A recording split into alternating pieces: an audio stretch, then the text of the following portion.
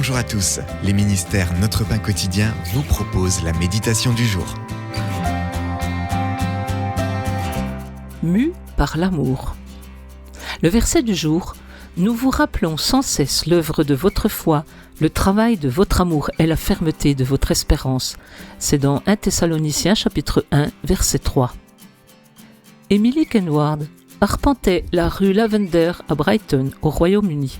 Étant chrétienne depuis peu, elle voyait maintenant cette rue différemment.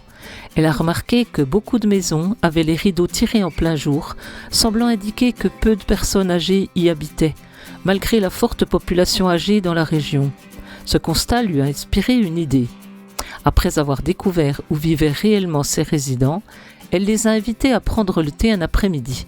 Ceux qui y sont venus lui ont tous dit qu'ils passaient souvent des mois sans voir personne et qu'ils désiraient ardemment avoir de la visite.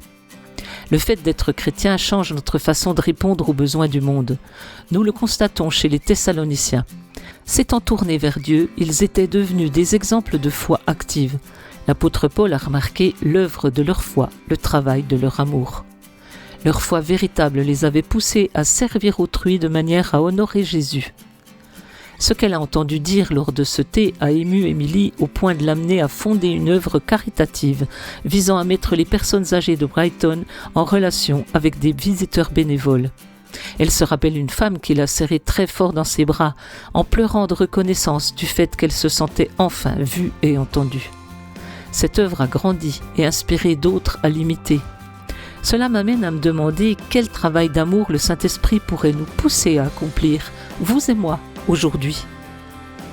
C'était un texte de Sheridan Voysey. Quels besoins remarquez-vous au sein de votre communauté? Comment pourriez-vous aider à le combler? Saint-Esprit, attise mon amour pour mon prochain.